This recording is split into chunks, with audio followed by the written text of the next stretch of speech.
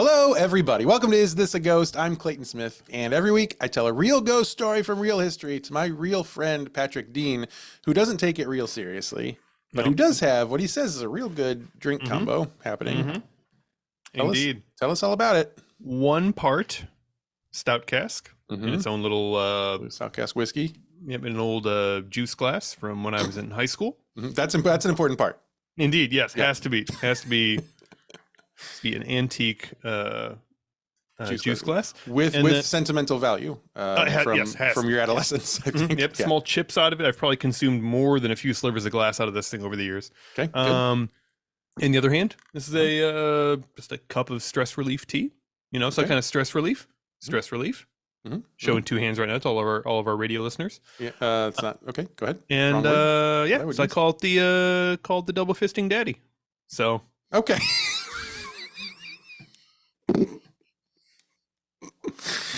I don't know what I expected. I don't know what I expected. You asked me 5 seconds ago to name it, and there it goes. And I will never make that mistake again. Thank you. Double fisting daddy. You've heard it here first. Please send all complaints to Patrick. I have a P.O. box now. So for all the complaints. There have been so many of them that we had to get rid of them. They said you got to upgrade from the small one to the big one, guy. Happy President's Day. Thank you. I appreciate it. For those who celebrate. Those of you who believe in presidents. Or mattresses. That's right. It's a big day for mattresses. Big mattress day. I'm wearing my Naked Abe shirt today. Boop, boop, boop, boop. There he is. Good. Yep. In honor of our best president. 14th.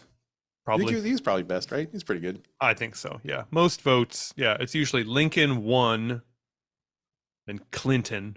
I think, most people can all agree. Then 1, 2, skip a few. Herbert Hoover. Washington? Oh. Okay. Sexiest president. Who you got for sexiest president? It's reverse order. Okay, so Donald Trump number 1. I mean, he's in terms of pure excitement. I really don't know what else you want. You know, that's true. If you're the kind of person who gets turned on by danger, that's for you. That's a good point. That's fair. We have a fair and balanced political podcast here. It's like having an Apache helicopter running the country. You never know what's going to happen, really. Oh boy, how are you doing? Doing great, just fantastic. They're double fisted. Just double fisting, making my way through my day. The wildest thing happened to me this weekend. I've been so excited to tell you about it. So Friday night, I went with producer Ryan. Yes, the owner of this show. Right? The owner of this show, ostensibly. Some of you next week are going to get to meet Ryan. He's going to be here for the live show, the live taping. Anyway, so Ryan and I, good friends. Ryan and I, those of you who don't know, Ryan also teaches where I teach at Columbia College in the same department. We're good work friends, and also good outside work friends, I guess. Anyway, so we went together to a community theater production of a play that I have forgotten the name of already. What was it called? Crimes of the Heart is what it was called. Oh, okay. Crimes of the Heart. Community theater in a Chicago suburb. Okay. Which Chicago suburb, if you recall? LaGrange.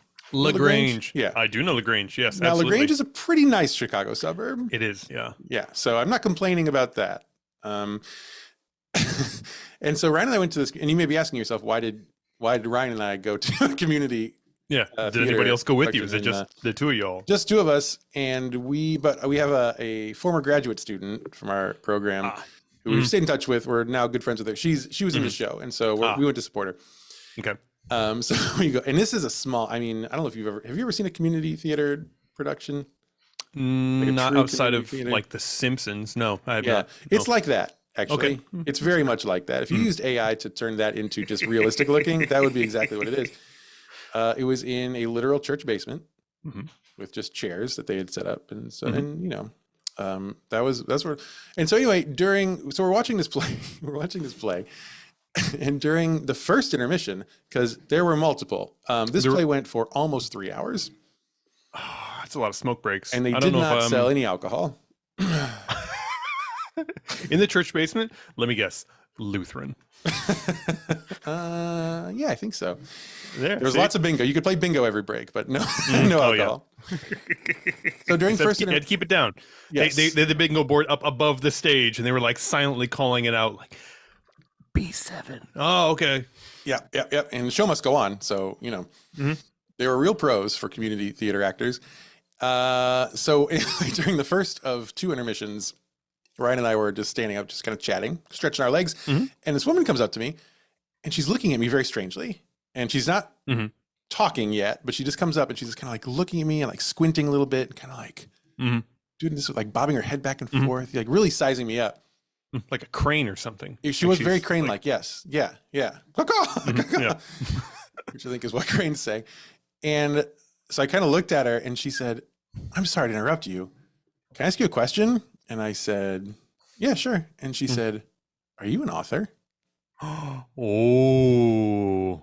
And I didn't know what to say, because what immediately flashed through my head was, oh no, this woman has put me in the worst situation ever because she thinks I'm a actual author. I'm a famous author. And which one did she confuse me with? Yes, and she's confused me with someone who is an actual author, but she's unlucky because I am an author, but definitely not who she's thinking of. No one's going to survive this conversation. Number one, I'm not Chuck Palahniuk.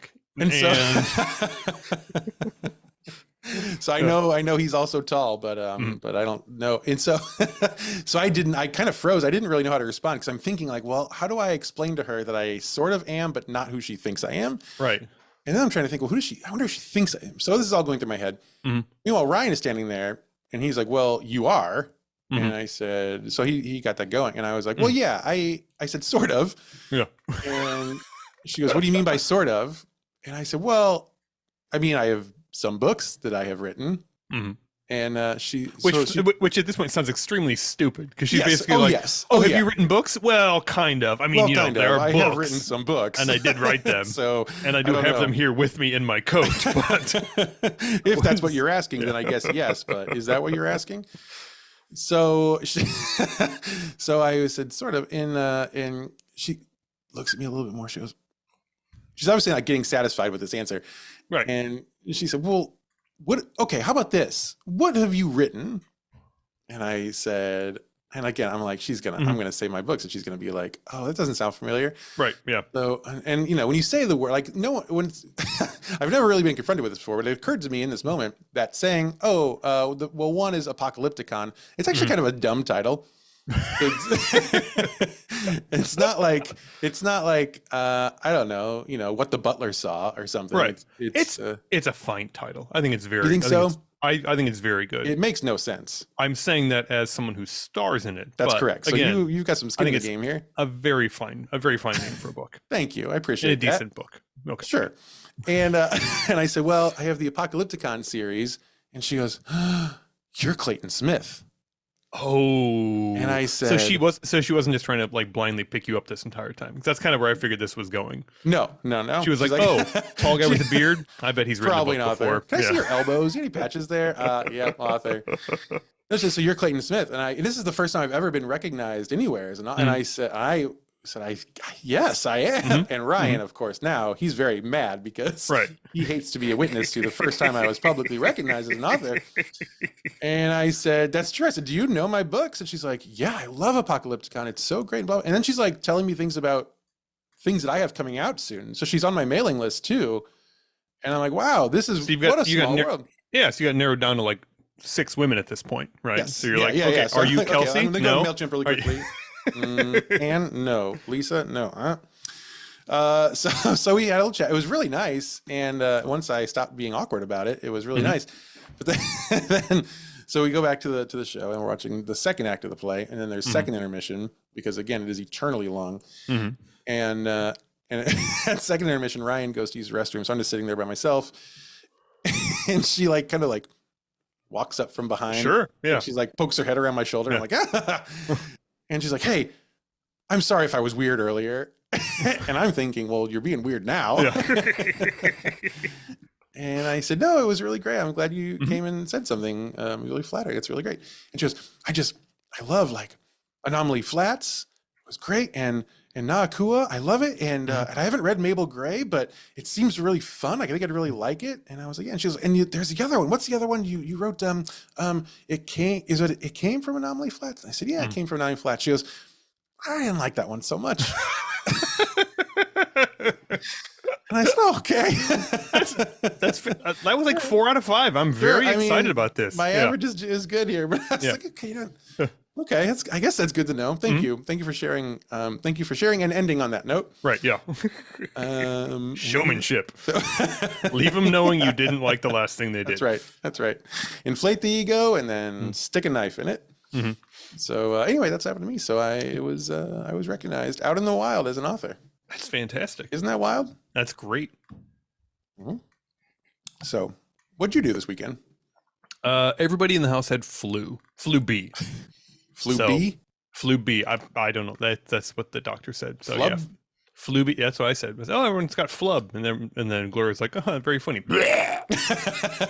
So okay.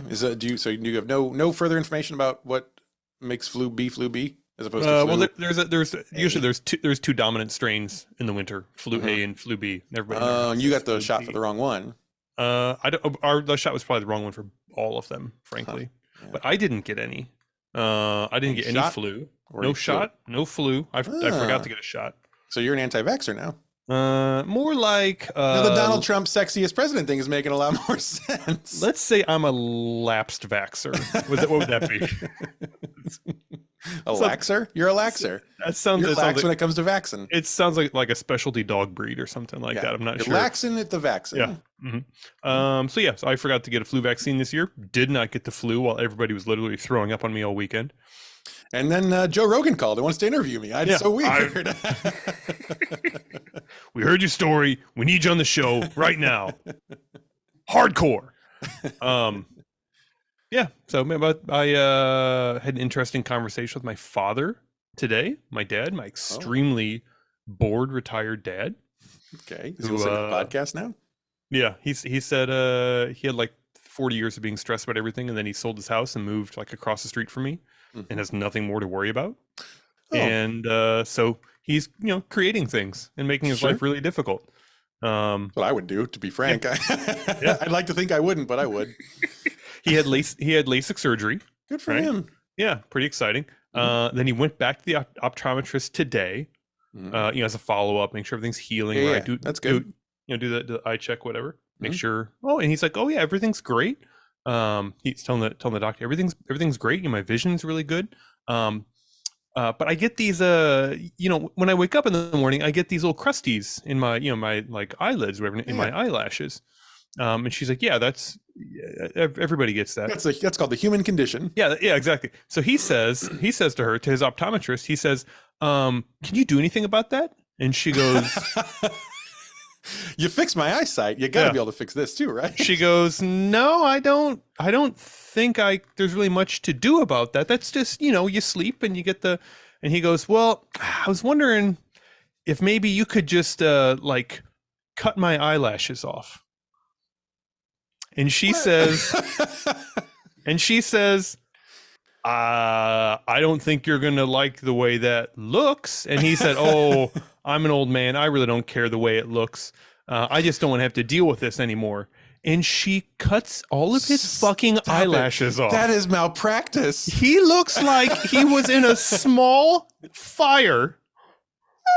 He still has the eyebrows, eyelashes gone. I was like, Dad, what the fuck kind of doctor did you go to, man? Which alley did he find his doctor in? Oh, I texted my sister. I said, Dad is having like a Britney Spears reaction to being bored now. I don't know what the fuck and now he's suddenly on Instagram Reels, totally naked. And I mean, eyelashes. This may be a stupid question. Eyelashes grow, right? We're gonna find out. We're going to find out real quick here. I don't know if they grow back on like a 70-year-old man's face. They might not. Horrifying. Yeah. Also, aren't they there to like protect you from dust and stuff? They're there for a reason. They're not. There's not a whole lot of stuff on us that can just come out. I mean, he's had his gallbladder out. He's probably had his appendix out. He's had all like the extra stuff out. Yeah. And I think maybe he's becoming more efficient. Yeah. He's more streamlined. He means like, he's like those Olympians that just like shave everything and wear the wetsuit and just like kind of scrape blow through like the water, pieces off your shoes that you don't need. Yeah, exactly. Yeah, like that. Exactly like that. Except in his body. Yeah, except in an old man's body who can barely get off the couch. Yeah. So okay. Anyway, it just sounds like a horrifying thing to see. Yeah. Any optometrists out there that want to weigh in on this, on the merits, please, of removing all of a patient's eyelashes, lawyers, I guess you want to weigh in also. Good Lord, that is something. So anyway, I guess that was more exciting than everyone in the house getting flu B over the weekend. Well, it depends. I don't know which I'd prefer, really. Boy, I got to deal with both of them, though. I'll tell you that much. I didn't realize that he moved close to you. Yeah, I can damn near see his apartment from my front door. Boy, that's fun. It is. Family is a joy. They are, especially when they're at arm's reach all day. He's got the Freddy arms coming out of his window. I can almost get you. Yeah. Can you trim my eyebrows? No, God damn it, Dad. Oh boy. So I mean, and not to harp on this story, but I mean, the crusty eyelash thing is this is the solution. Right there. Yeah, I've done it. It's never been like a personal challenge for me. You know, I've never looked at myself. How is it now for him? Is his quality of life better? He has not yet slept. So that happened earlier this afternoon. I will call him at like 4:45 in the morning when he wakes up. I have to know, and the podcast listeners have to know. Boy, oh boy, he is going to be ill-equipped for the next snowfall. Yeah, I'm aware. He knows that. Yeah, well, he doesn't go outside anymore, so I don't think he's real worried about it. Okay, I guess I don't know. I'll withhold judgment, I guess, until we hear back. Yeah, from Papa Dean. Oh man. Well, anyway, that is excellent. I hope you have a story for us. I do. Are you ready to hear it? I am. Oh man, I wonder if we've ever led with a more I don't know what the word is even. Troubling is a good word for it. Troubling is a good word. Anyway, I do have a story for you, so let's get to it. Hot springs are a wonder, aren't they? They are indeed. I love it. You ever been to one? I have vacationed in Hot Springs, Arkansas. That's is that why it's called Hot Springs? It is indeed. It is indeed. Okay. Do you want to know a funny story? I would love to. Do we have time for? We will get ripped on Spotify for this, but please go ahead. That's fine. I really don't care. We can always decline all of those reviews. Right. I was pretty young when I vacationed there with a woman I was dating at the time. And when you said you were young, I was thinking like 11, 12. So that's probably not right? 19, 20, maybe something 15, like that. 16. Okay. So in Hot Springs, at least when I was there, in the middle of the street in like the main, like district down there, they just have big taps coming straight up out of the ground to like water fountains, like these big like kiosks where you can take a jug, right, and just fill it up straight from the of hot water from the source. Yeah, I mean straight from the spring. It's and I thought to myself, well, that's kind of wild. I mean, they're known for this. It's like the Willy Wonka chocolate factory of towns. It really is. Yeah, you gotta monetize this, friend. Yeah, I was pretty amazed by it. And I thought to myself, well, this. Everyone's saying, well, this, there's all these medicinal, benefits and, there's minerals and it's super, super healthy. And I thought, well, I'll just go and try some of this. And so I went up to one of the spigots and I just put my mouth under it like Pauly Shore. And I did not, the water. I was not prepared for the temperature of the water coming out of the hot springs. And you did know it was called Hot Springs. I mean, but at the time. It's a spectrum. It's a spectrum. Sure. And I squealed, and the guy who's filling up his jug right next to me was so horrified by I was gonna say, how many other people were in screeching distance of you? Probably five. Yeah, I think there's 6 little nozzles at the kiosk, and I was waiting in line for mine. So there were 5, and then everybody in line. So. Well, and now you know what hot springs are. I would love to go back. It was a beautiful town. Beautiful. I love that when you were 1920, your idea of the idyllic romantic getaway was Hot Springs, Arkansas. How many antique stores did you see while you were there? Many? I would say several. Yeah. How many Demitas cups did you come home with? Zero. No, I came home with just like a big bandage in my mouth, and that was all. That was actually the beginning and end of the trip. We paid the meter, walked down the street, walked right back to the car, drove home. Well, I've never been to any hot springs. Mm-hmm. So for me, all I know about hot springs, I learned from Dante's Peak. And now this conversation. Which is not too dissimilar from the experience of the people in Dante's Peak. You ever watch Dante's Peak?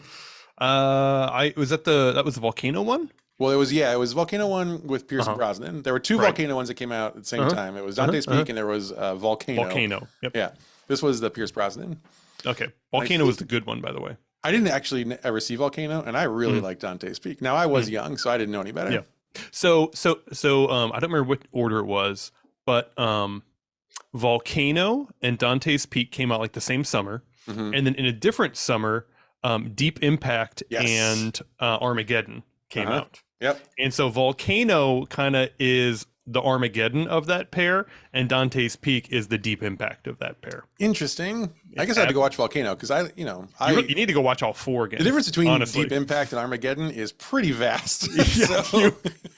I assure you, the difference between Volcano and Dante's Peak is similarly vast. Who was in Volcano? You're gonna make me look it up. I don't. I thought you worked at Blockbuster. I'm sorry. I thought you would just know this. I should. I knew that Pierce Brosnan was in Dante's Peak. And Sarah Connor, I think, was in Dante's Peak. What's her name? What's the actress who played Sarah Tommy Connor? Lee Jones, Anne Heche, and Don Cheadle. Maybe I did see this. I do remember an Murderer's Row right there. Movie. A volcano opens up in like Los Angeles, like downtown. At the La Brea Tar Pits and all that stuff. Of course, that makes sense. Yep.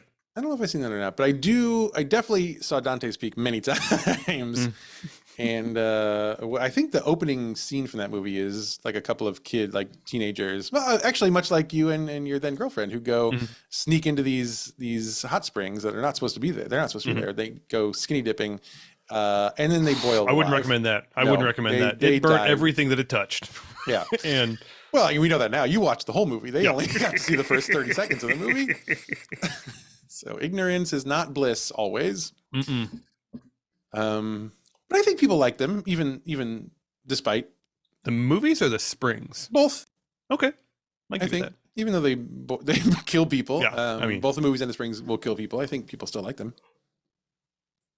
Anyway, so there's a collection of hot springs in northeastern Oregon. People have just loved boiling themselves to death for a long time. The Nez Perce tribe, is that how you pronounce it? Nez Perce? Yeah, we'll go with that. Yeah. Sure. Yeah. You don't want to try, I'm sure don't want to try a pronunciation in case mine is way wrong, but yours is somehow worse. The Nez Perce tribe, they went nuts for those little hot holes. And come to a Dunkin' near you. And they named the lake there. So the hot springs fed into this big lake. They named the lake, and this is not probably at all how it's pronounced, Eakeshpa. And I truly could not find a single source that told me what that meant. But that's what they called it. And they weren't the only tribe to find mystical healing powers in the waters. So many tribes actually thought the hot springs there were medicinal that the entire region came to be known as a neutral zone where conflict among tribes was strictly prohibited.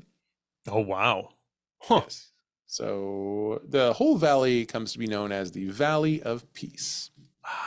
That sounds nice. So, I mean, I'm going to make kind of an obvious point. Why wouldn't you just live there? Why wouldn't who live there? Anybody. Oh, the place where you're not going to get killed? Exactly. Yeah, I mean... Is that like where civilization started? Everybody's like, you know what? And the Mesopotamia was actually in Oregon. It's actually kind of a sweet deal. Nobody has gotten stabbed through the heart with a stick this week, and I I can actually answer that question. I think this isn't in the research, but I have a hunch that some people did live there. But then what happened was white people came. Ah, okay. And the Valley of Peace was disregarded. I mean, it definitely did not last because this is a spoiler alert. This place is chock-a-block with ghosts. So the peace was temporary. So they called it a Kashba in the Valley of Peace, but we call these springs today Hot Lake. Oh. Hot Lake. Hot Lake. Hot Lake. It's the best you can do. Hot Lake. It's a lake. It's hot. Hot Lake. It's hot. Hot Lake. Hot Lake. Ow! That's how you do it, I think. So Hot Lake was one of the first thermal springs to be visited in the U.S. by European settlers. Washington Irving, as a matter of fact, of Sleepy Hollow fame, documented some. I don't think he was on this expedition. I had a hard time sussing that. I don't think he was on this trip, but he documented an expedition, the Astor expedition in 1812, and they visited the hot springs. These little white devils did. And so that may have been the first time that Europeans made it all the way out to Oregon and visited these thermal springs. Of course, when white people got there, they were like, "Hey, guy, I think this might be ours." I appreciate you guys keeping my seat warm here, but I am back. Thank you. It's so peaceful here, and we appreciate that. Now we're gonna have to kill you all. Oh, you didn't bring any weapons to Peace Valley. That's very convenient for me. I do. We are grateful. And that's the second Thanksgiving. Anyway, so these white people, they take over the valley through brutal means, and eventually the Oregon Trail passes through the area, and so the springs become a real hot spot. Maybe have Jeremy pull that delay out a little bit. Yeah, a little bit. It's hard to figure out which one is which. For the buttons. So people just love it there. I do not remember this part of the Oregon Trail, by the way. The game? Was this? Maybe I didn't make it this far. Died of syphilis before, or whatever. Syphilis? What the fuck are you doing on the Oregon Trail? I had the cheat code that gave you syphilis, and I got it a lot. You were sure out shooting buffalo for a while. Yeah, it's been a couple days. Found a couple peaceful valleys out there, if you know what I mean. I shot in the buffalo, if you know what I'm saying. And they are riddled with disease.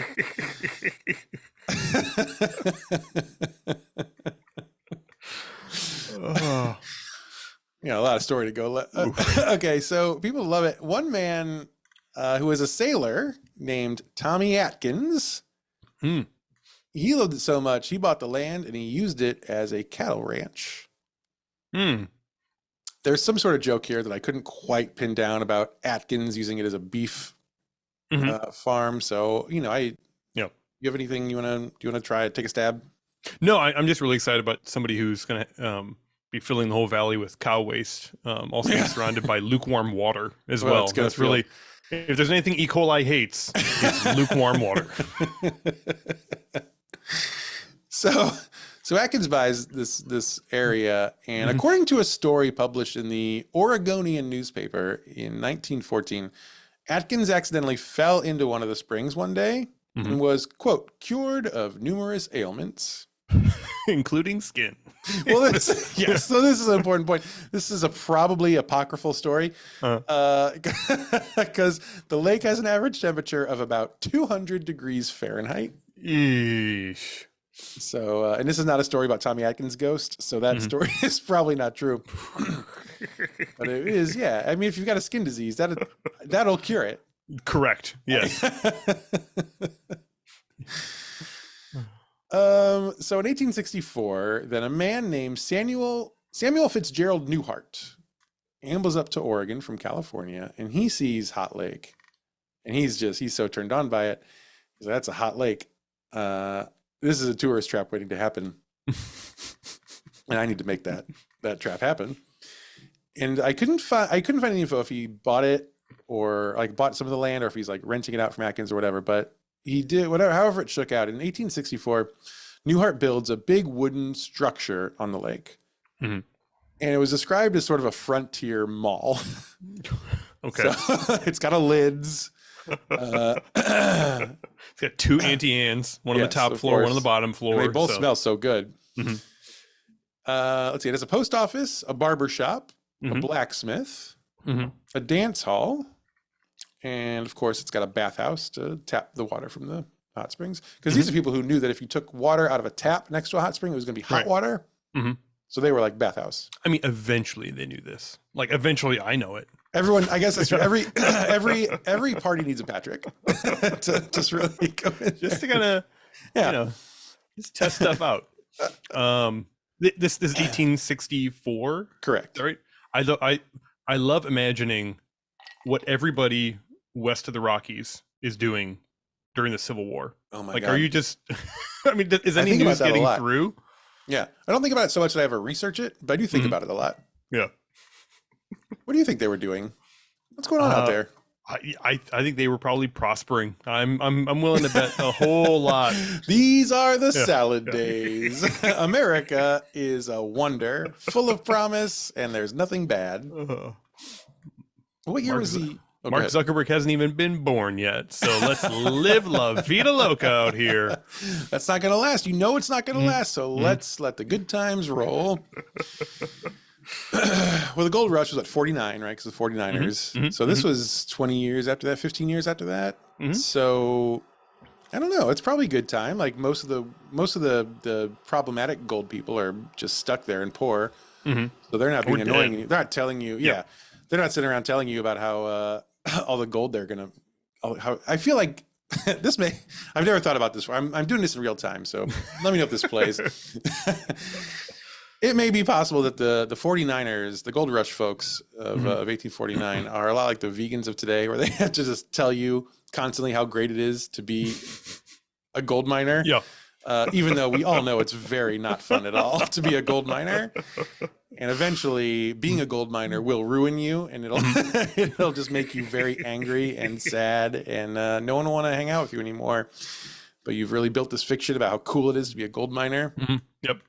And then around like 1861, 62, you're like, maybe I should go back east. And then you get just over the Rockies and you're like, nope, never mind. I was wrong. Whoops. Still some gold in them there hills. Let's go find out.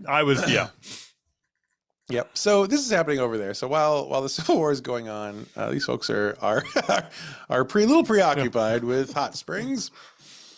So one interesting thing about this building that Newhart builds is the lake is in a valley, right? The peaceful valley, valley of peace. And so land is obviously super flat, but on one side of the lake, there's a huge bluff. I think I might have a photo of it. Let me see if I do. Well, sort of. Okay, so I'll show you this photo where you can very clearly see the bluff. This is not from the building that he built, but this is a later building, but I will show it to you. Where is my ability to do it? There it is. Okay. So this is the lake. This is, again, a building that'll come later, but this is the bluff. That's the bluff. It's huge. That's a big bluff. It's out of frame even. It's so colossal. Okay. It's essentially a mountain. Yes. Right. Yes. So this is where this place is. It's in this valley with this bluff. And for some reason that no one really knows how to explain, Newhart builds his structure so that it faces not the lake, which is the draw, it faces the bluff. Okay. So you look out your window and it's like a wall of grass. You wanted the parking lot view, right? No, I wanted the lake view. I'm sorry. We only offer parking lot view. So it was a tough decision. But business, it opens, and business is okay. Things in the Oregon Trail at this point are starting to slow down a bit. So it's not like the big tourist draw that he hoped it would be. But there's people coming through. Yeah. Then 20 years later, in 1884, the Union Pacific Railroad comes to town. That's going to change things. Big deal right there. Hot Lake starts to pop off. So the railroad goes, it's like within a couple miles of this hotel or this mall, whatever it's called. And so the money starts rolling in. There's people out there all the time. Check out the lake, soak in the tubs, go to the blacksmith, as you do. And so the money's coming in, the people are coming in. Newhart then is like, well, I need a hotel, which I think makes a lot of sense. Yep. Sure, of course. So in 1903, he tears down the whole building that he has built, tears the whole thing down. Oh. Yes, he's going big. And he I know people come here for the mall, but they also need to stay somewhere. So I will tear down the mall and build them a place to stay. It only makes sense. And I don't know what to do with all this rubble. I will throw it into the lake and dam up the lake so no one get that eyesore out of here, because I don't like it. I only like bluff. So he builds a new building. He starts working on a new building, a big, beautiful hotel with several bathhouses inside. Because of course that's the real draw. Yeah, that's place. the draw. Sure. Yeah. So he's going resort style. It's the obvious move. But a slightly less obvious move was the fact that he partnered in this endeavor with a man named Dr. William Thomas. I'm going to say Phy, Phy. Okay. Not the Shakespearean Phi. Sure. Yeah. Not the fist shaking Phi. It's Phy. So Dr. Phi, so in 1904, they partner together, and Phi gets involved with this project. So I'm guessing he must be financing part of Makes it. Sense. I He's would a doctor, assume. so Yes. yeah. So I assume that that's his whole thing. I don't really know, but I do know that he gets, his big contribution to the project is the inclusion of a very large brick structure connected to the hotel that he is going to use as a frontier hospital. Oh, can't get enough of that. You ever seen Dances with Wolves? Yes, of course. Yeah. You know the scene where they are going to take Kevin Costner's leg and they toss his boot and it's into a pile of other boots. Yeah. And it's just horrific. I imagine that's pretty much what this is like. Oh, anytime you're like, I got to get out west. There's way too many rules here in the east. It's all like, you can't cut this off. You need to sedate this guy. Well, the CDC's not out there making you take vaccines, so I think you would have liked this a lot. I got a 10-year head start in the CDC out there. So, I guess one of the good things is if you do fall into a 200-degree lake, it's going to be nice to have a hospital right by. So that is a bonus. This is our skin graft wing, the east wing, and this is the other skin graft wing, and this is our third skin graft wing. It's all. It turns out it's all we do. So they hire a big fancy architect. His name is John V. Bennis to design the structure. Apparently he was a big deal. He designed a lot of buildings that are still standing in Portland.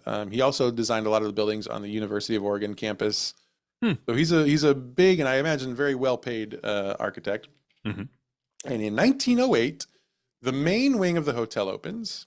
They're still building out some of the other parts, but soft opening. Sure. So the main wing it's still good. It's 65,000 square feet. It's a Georgian-style U-shaped building with a solarium. Oh, gotta have a solarium. Gotta have a solarium. And the solarium, of course, is facing the lake. Oh, finally. Just kidding. It's facing the bluff. Damn it. This guy will not put the good stuff toward the lake. I don't know what his deal is. But it's facing the bluff. Don't you just love that view of the lake from the fire escape on the back of the building? We came here from Massachusetts for the water.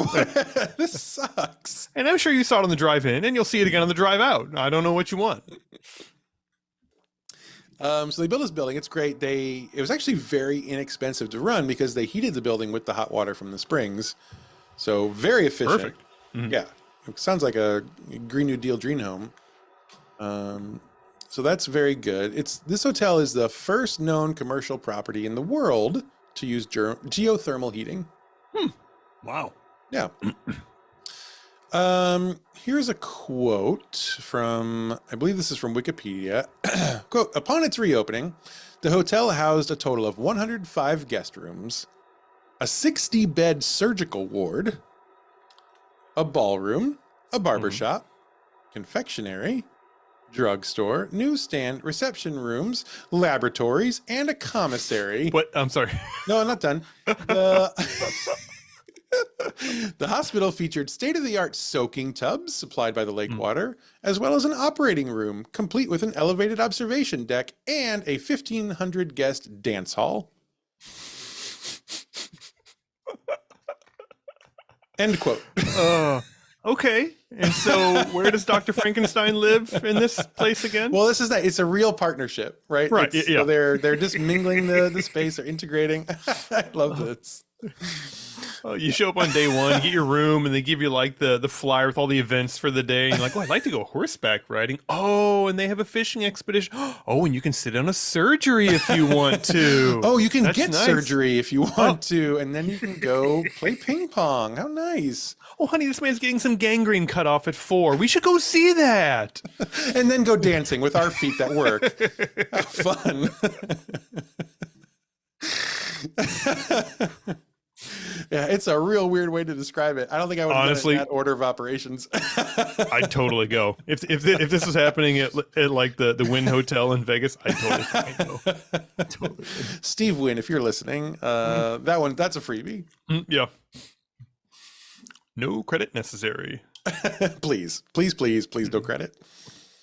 So the hotel / hospital is very self-sufficient. Not only do they use the hot water from the springs, but they grow their own vegetables nearby. They had a vegetable farm. They had a meat farm. They had an egg farm. A meat farm? I don't know. I put that here. I like symmetry. Farm is better than a vegetable farm. Cows and chickens. No, they had a vegetable farm. They had a meat farm. They had an egg farm. Mm-hmm. Sure, that's fine. You know what a meat farm is? No notes. Yeah, no. Please go ahead. Thank you. So it's great there.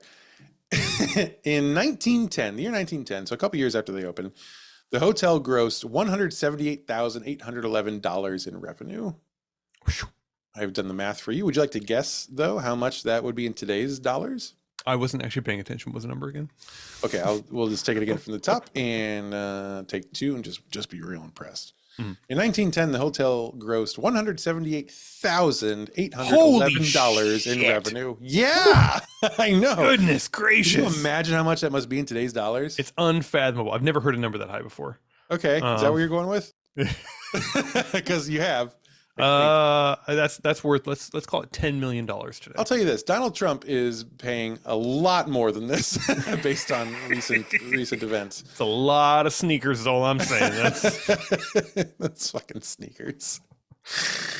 In today's dollars, it's about $6 million in revenue over 1 year. Pretty good. Now, I think the whole place cost. I didn't write this down. It was around $30 million to build. Okay, so but if you're making $6 million, and so I don't know what the profit is on this. So that's gross revenue. But I'm not here to analyze their business dealings from 100 years ago. They didn't submit their 990s. I assume they were a nonprofit, and I didn't look at their 990s. But $6 million revenue on a $30 million investment in 1 year, I feel like that's not bad. Pretty good. Not bad. So they're growing like crazy. They're growing like gangbusters. They had a show bar in 1911. Oh. Your guess is as good as mine. Sounds a whole lot like a strip club to me, and I'm also fine with that. I like to picture a Coyote Ugly. Let's hope that opens after the surgery theater closes. I really don't think. Well, they do it in the same place. Way. They do it. So you've got the body there when that's like a downer. Then they bring the women in, and then they dance on the table is where they dance. Now the body is still there, but that's part of the artistry. You got to dance around the body. Really something. So that's 1911. In 1912, the Central Railroad of Oregon builds a line directly from Richmond, Oregon, to the hotel. Wow. Okay. They're like, this is going so well. We're just going to give you your own railroad line. And so now things really go nuts. This is the hottest lake there is. Hottest hot lake. So things are going great. In 1917, several years later, Dr. Phi buys the whole thing outright. And he names it Hot Lake Sanatorium. Okay. I mean, he may not have been a marketing major. Yeah. I don't know. I'm a doctor. I'm pretty sure I know what to call a place people love to go to relax. For vacation. Do you want to come to this sanatorium? Yeah. You're looking to regain some of your sanity in this crazy time? Yeah. And come to our asylum. Check yourself in to the Hot Lake Sanatorium. We assure you can leave whenever we are ready for you. You won't want to leave. It doesn't matter when we let you leave. The whole operation becomes known, quote, not only as a resort for the rich, but also a hospital for the ill. Got some real Club Med vibes here. I like it. I'm digging this. Yeah, what's that? What's the town in Florida that's just all retirement homes and syphilis? What is that? Oh, the village. The villages. Yeah. This is the villages for sure. So by the roaring 20s, business in the hotel is surprisingly, it's still booming. It's going really great. People, I guess, love vacationing and going to doctor. During this time, it becomes one of the favorite hangouts of Wild Bill Hickok, Frontier legend. Sure. And the Mayo brothers are also frequent visitors to the hotel. Mayo brothers of the Mayo Clinic fame. Okay. Now it's starting to make sense. Yes. Yeah. So you've got Wild Bill, who's there, I assume, not for the hospital. And also the Mayo brothers, who are there, I assume, only for the hospital. Primarily, yeah. So this is working. Yeah, Dr. Fine's like, okay, this is what I had envisioned the whole time. Why they wouldn't call me crazy? Against all odds, it is working. It's really wild, but here we are. And this whole structure comes to eventually be known as the Mayo Clinic of the West. Oh. Whew. So I think they're already, the Mayo brothers must have been going already in, is it Minnesota? Minneapolis, Minnesota, yeah. So they must have been going there already. Like that must have been running. So this is the Mayo Clinic of the West. And it's going surprisingly well. But of course, the good times, they cannot roll forever. In 1931, in what we would now look at as a big case of irony, Dr. Phi comes down with pneumonia.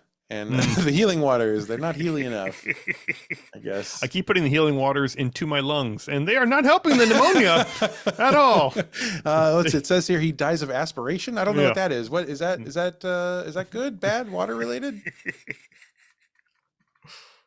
Yeah, so he dies of pneumonia.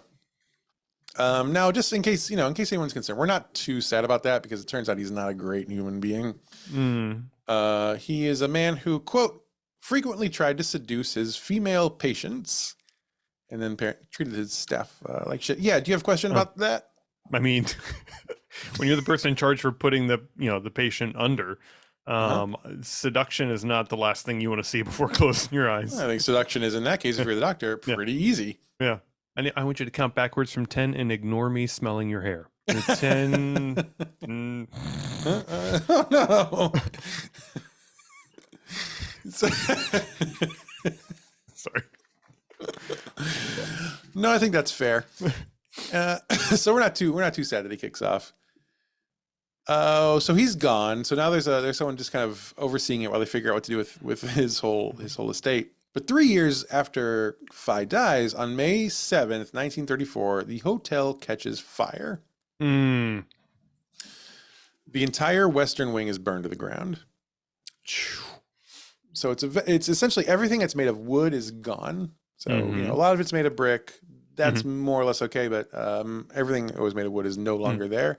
Yeah, I'm just imagining like the firefighters like trying to fight the fire and they're like, ow, even the hose is so hot. Let's not.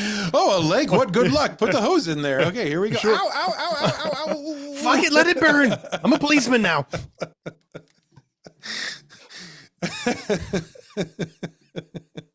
That's actually how most policemen become policemen. Fire hose is too tough to handle? Well, well, can always go shoot shoot people who don't look like me. So where are we here? So all that's left of the hotel after the fire is 65,000 square foot brick portion.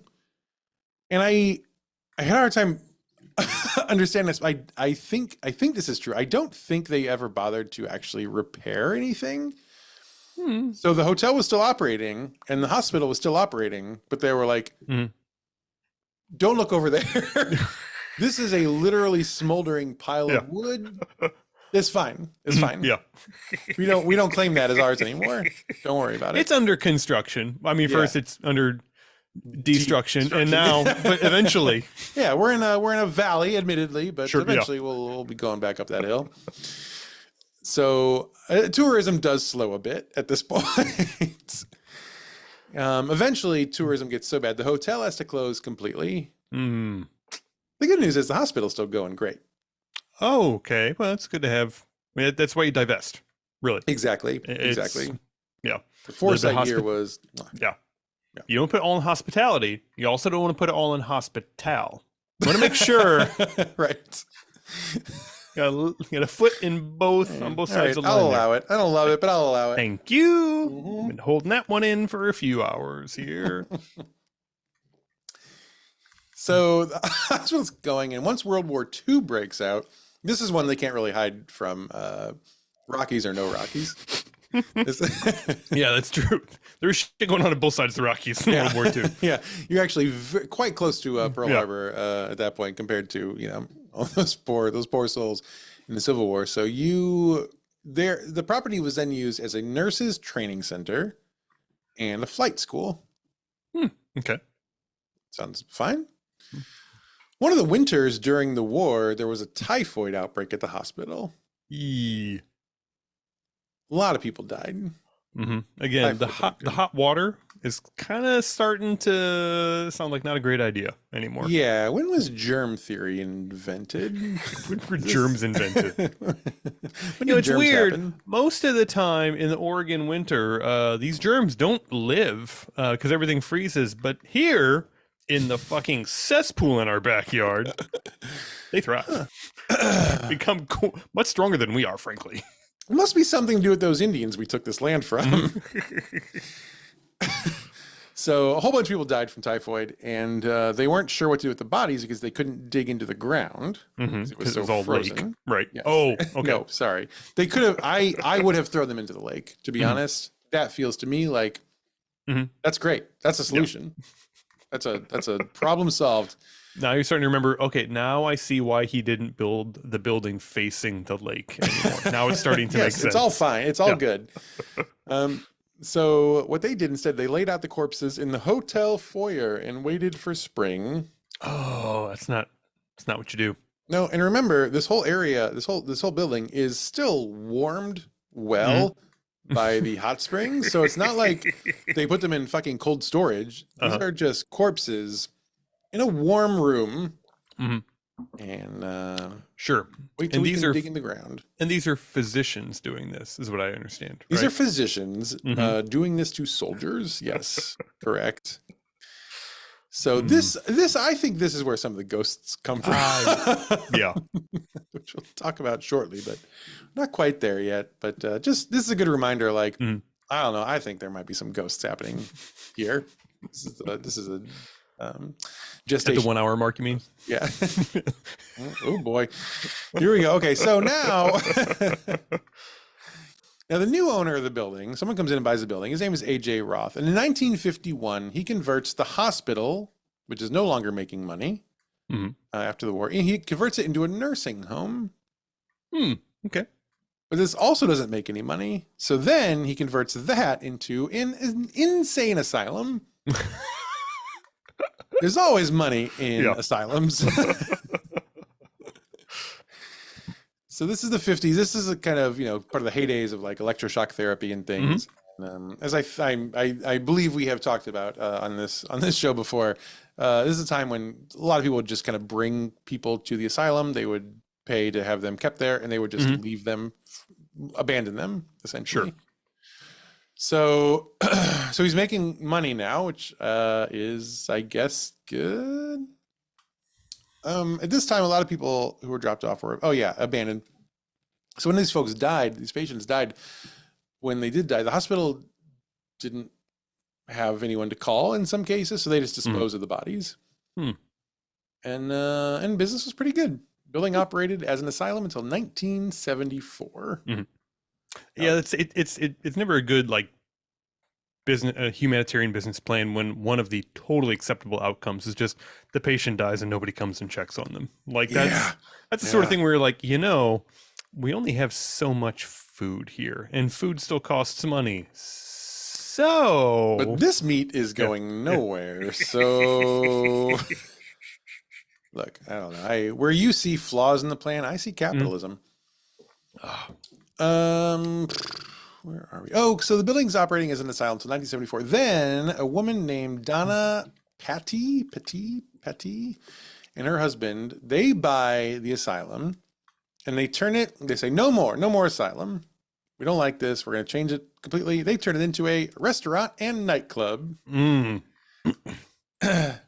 It's still in the middle of nowhere, Oregon, right? Correct. And this may surprise you. It was not successful. I mean, they've been struggling with clientele that legally has to stay there. Yes. Do you want to drive all the way out here to the middle of goddamn nowhere? Dance a bit, huh? Yeah. And I don't think there's a hotel at this point. Yeah. It's just a restaurant nightclub. Yeah, and then take a 4-hour train back to Richmond.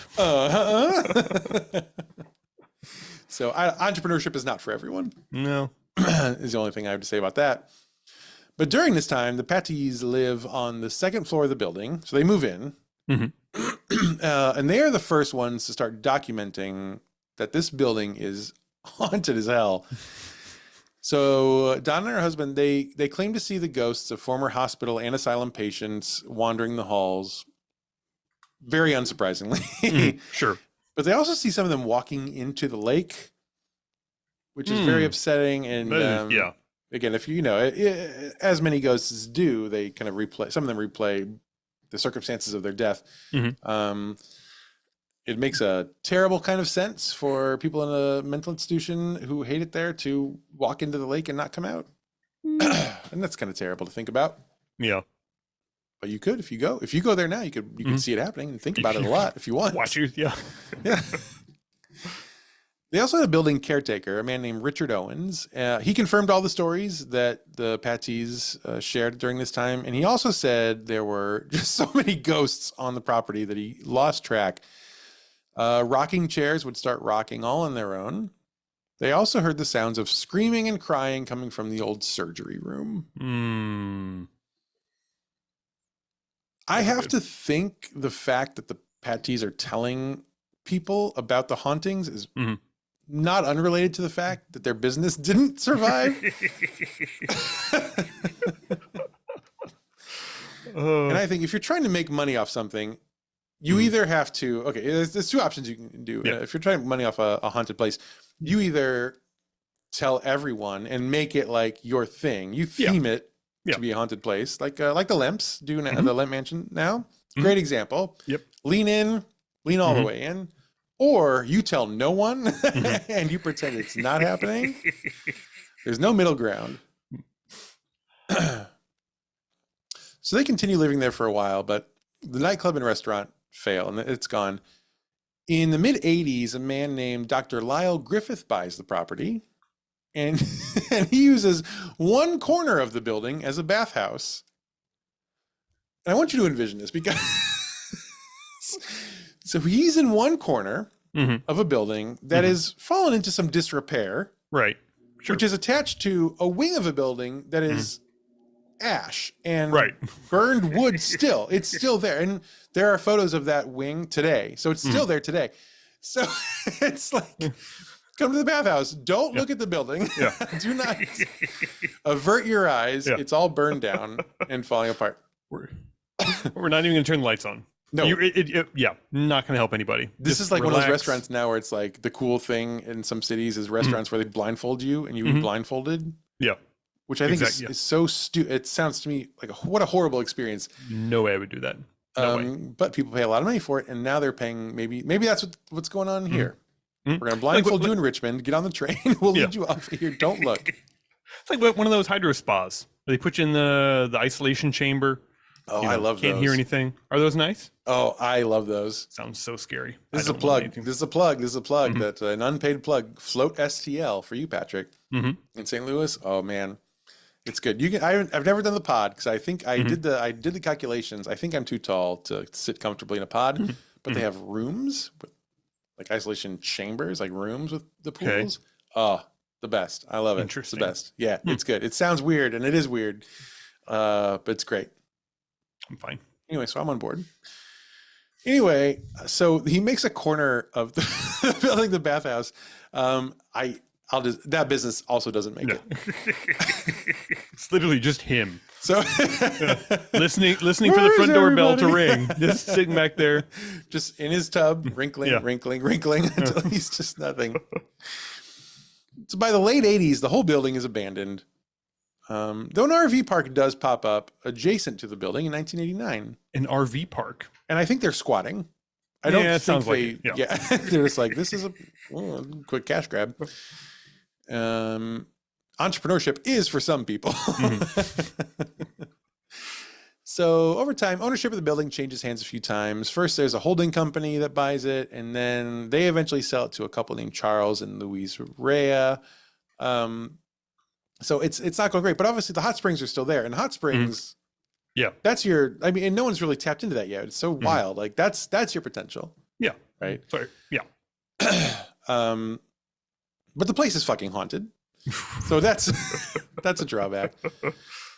Also, the springs this is a sulfur spring, and so the smell is probably not good. I didn't mention that earlier. So it's 200 degrees in the lake and also smells like rotten eggs all the time. Okay. Yeah. So that probably also has something to do with it.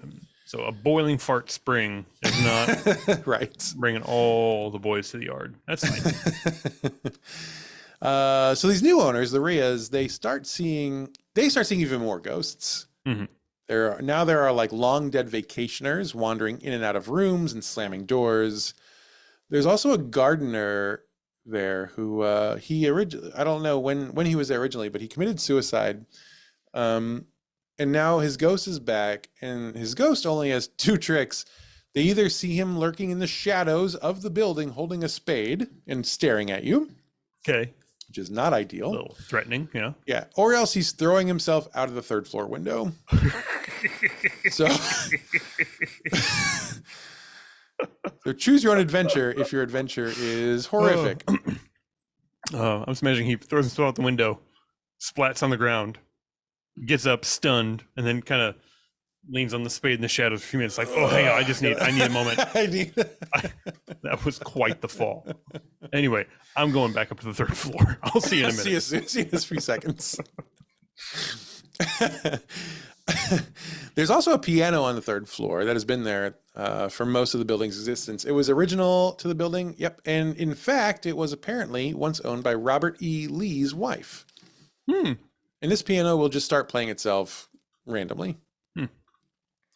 So people want to fix up the building. They want to cash in on the hot springs, but everyone who buys the building is like, wait, this place is real, like honestly haunted. Yeah. We can't, this is bad.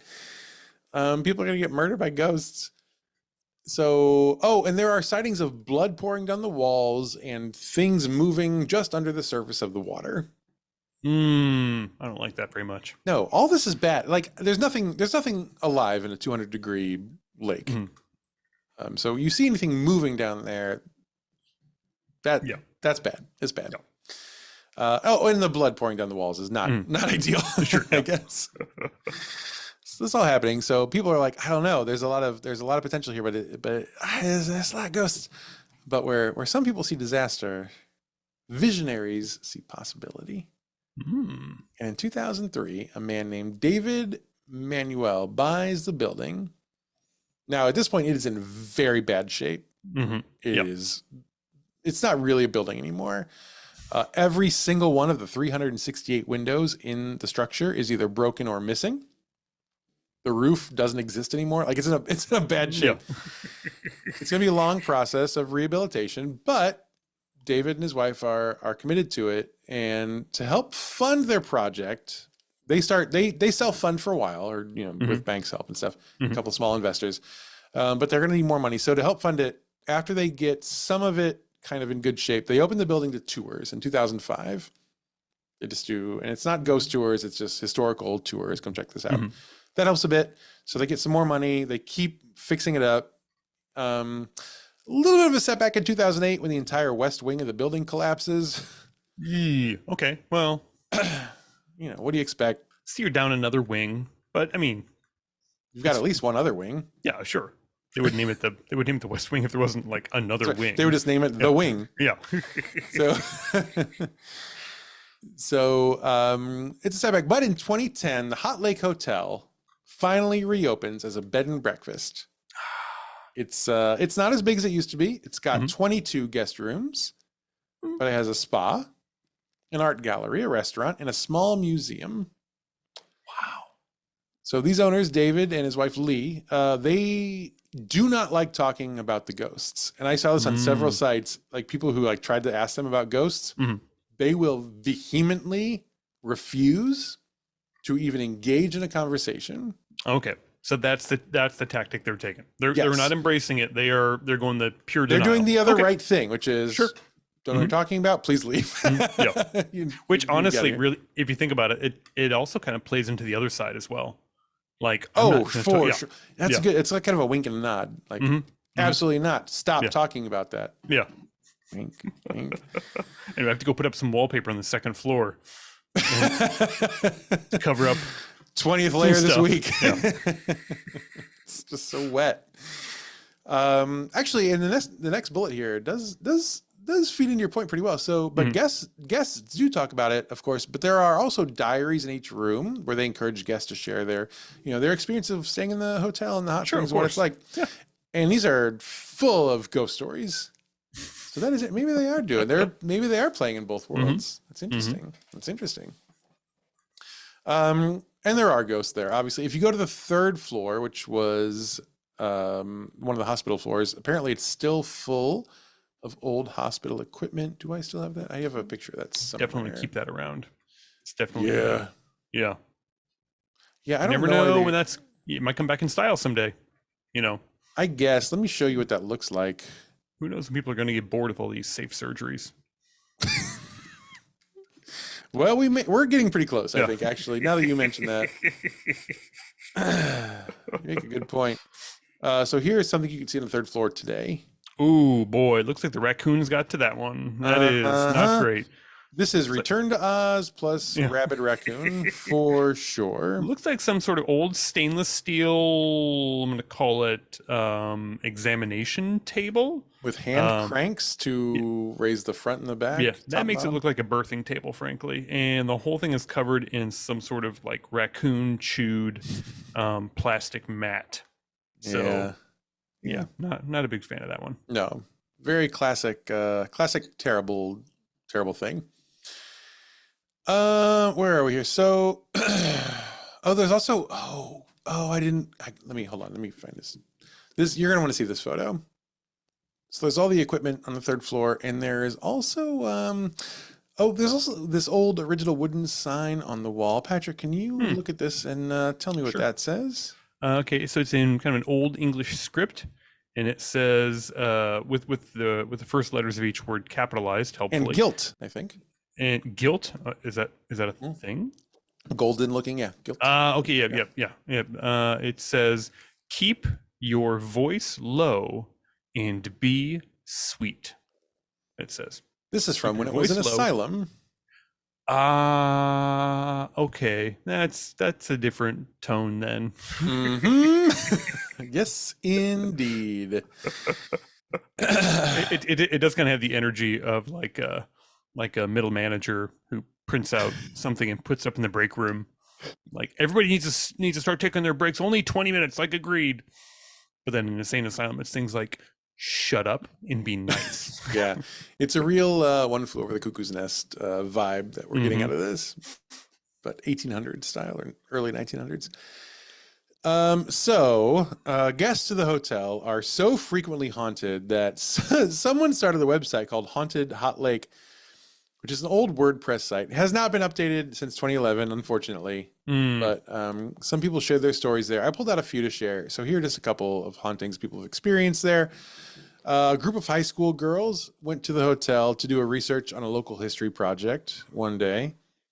They went up to the third floor, the surgical floor. They walked down the halls and they started kicking open the doors of the hallway. And you can't disrespect. That's not good. No, it's a problem. Not good behavior. So they get to the door at the end of the hall. One of the girls kicks it open and the door slams back shut. Ooh, and okay. She doesn't like that. She kicks it open again. It slams shut again. And then all the other doors start slamming shut one by one, like moving toward them down the hall. That is when they ran, literally screaming from the building. Another story on the site is while the building was abandoned in the 90s, a group of kids broke in one night, as kids will do, They go exploring. Now these kids were climbing one of the stairwells when they looked up and saw footprints being made in the dust on the stairs, heading down the stairs toward them. Ooh. Okay. They also left screaming. Yeah. And never went back. So lots of ghosts at this place. If you go there now, you will see all these. But I'll show you. It does look like a place I would go to now in some respects. I'll show you some photos in a second here. Now the hotel is called the Lodge at Hot Lake Springs. Pretty good name. Let me show you their Instagram account, Patrick.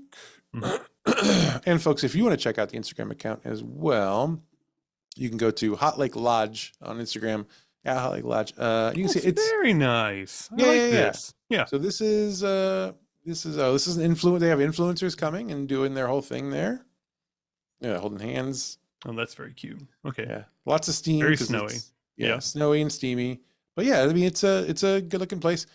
They've got these kind of rustic looking tubs that are fed from the lake, but are not 200 degrees, I assume. Yeah, just a hair below. Yeah, nice. So it looks nice. The only thing that gives me pause, they do have these rooms, and what we're looking at now is a picture of some of the bathrooms. Yeah, the bathing rooms. Which they appear to be on the exterior of the building, and they are original brick walls. So it's like this square room that is open to the elements, but the walls themselves are original brick to the original building, and they've put wooden benches submerged in the water, and they pipe water up from the bottom, and so you go and you sit in these little square rooms that.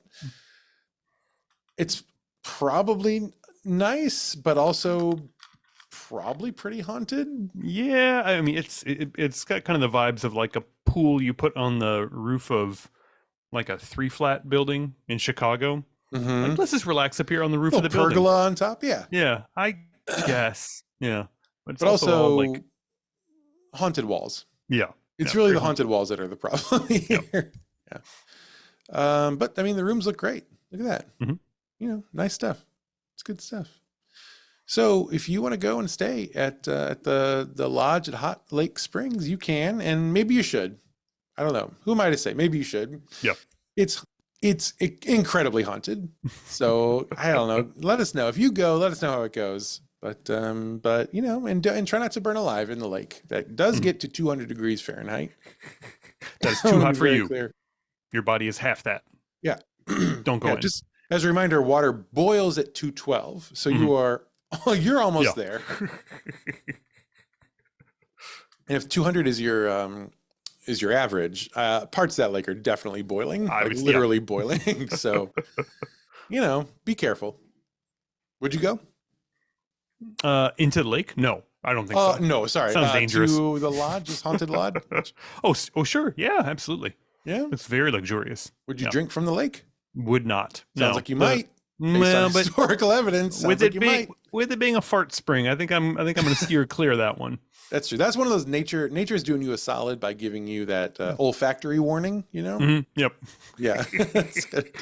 Stay away. This is poison here. But if you want to go, let us know how it goes for you, because I can't, it's just so far away. I don't think I'm going to be going. It's pretty expensive. Yeah. I can't afford that on this salary. Patrick's got all his money wrapped up in off-brand Cheez-Its, and I'm not seeing any of it, so we can't afford to go. But you should go. And that's our show for this week. Is This a Ghost is a production of Smith Show Media. All the notes are taken by me, Clayton Smith. All the funny jokes are from Patrick Dean. Our audio editor is Jeremy Montoya. Our video editor is Jennifer Swanson. Our social media editor is Kai Valanis. And what else? Anything else, Pat? Any final thoughts? Final words? No. Okay. Very helpful. Thank you. That's it for us this week. You all stay safe out there, or else we might be talking about you next week on Is This a Ghost? Buddy. Yep. TBD. Oh man, I'll tell you. We're back. You know what?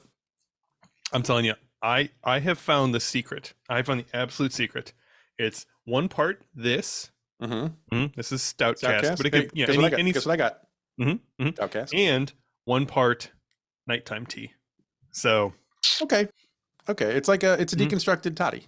It really is. And you know what? It's really fantastic because the problem with the toddy sometimes if you make it a little too strong, you have no relief from it.